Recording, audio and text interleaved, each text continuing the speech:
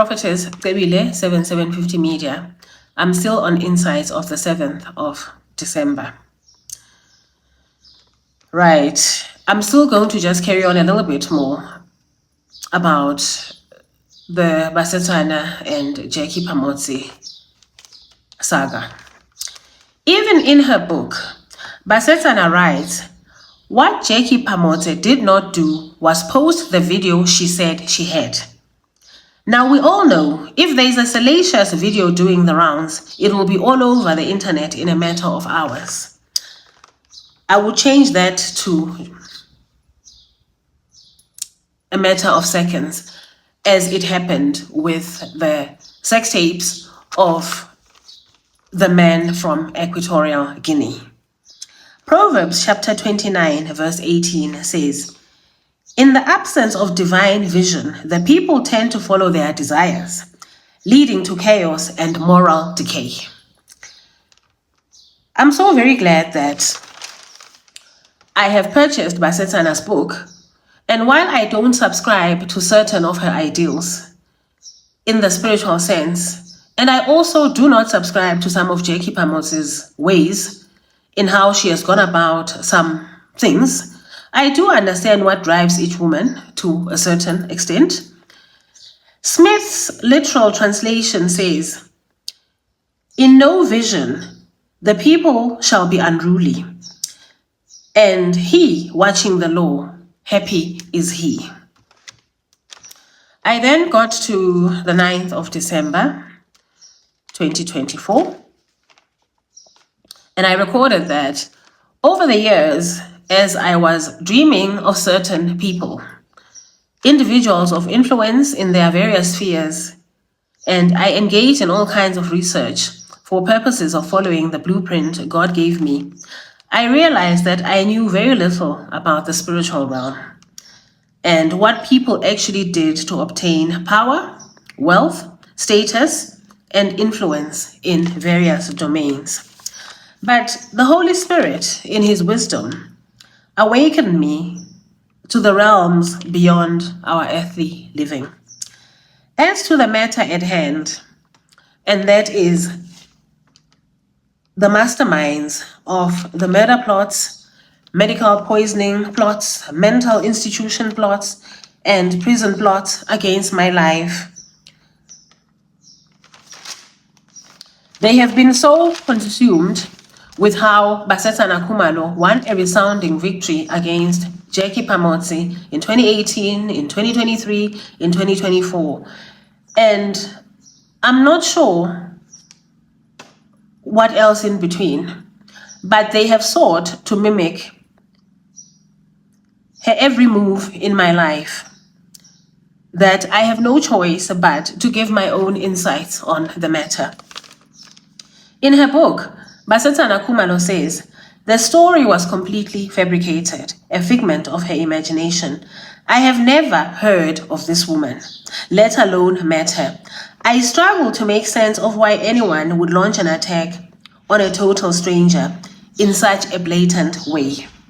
The only explanation that held any water was that she invented the story and orchestrated a targeted character assassination to boost her social media profile and her book sales. What was even more hurtful and inexplicable was that so many people, some of whom we actually knew, saw fit to share her lies.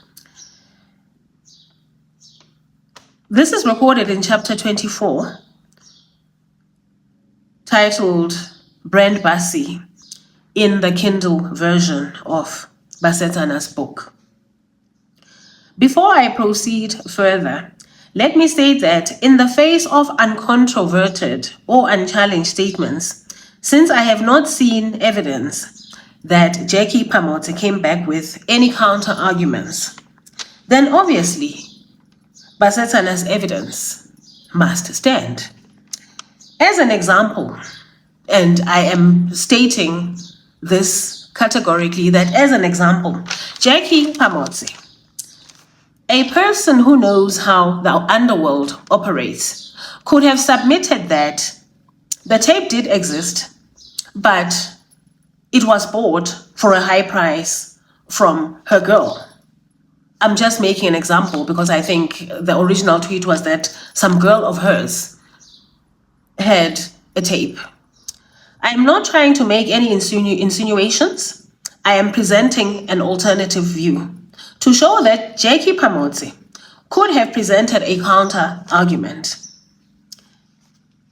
Instead, the media reports on the case were that Jackie admitted that she had lied about the tape of the sex recording in the matter, rendering herself to be an unreliable witness.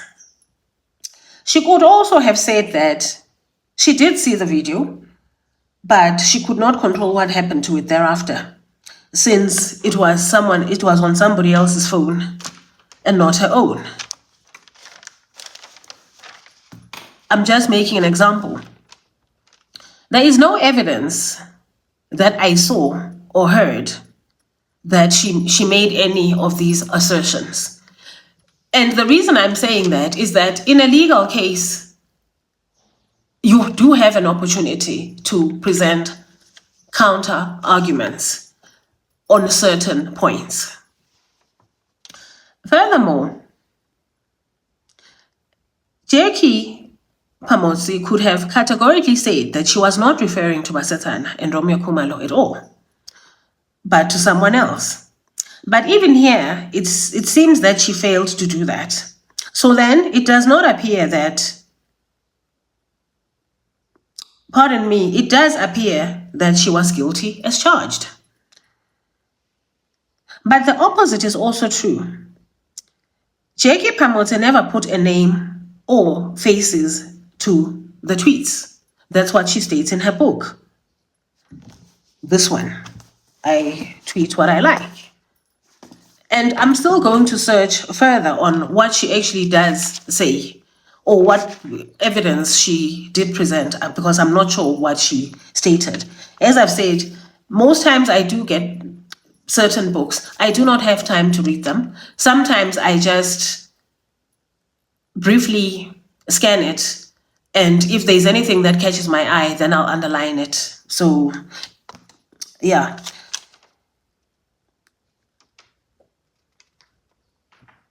Anyway, Jackie said what she said.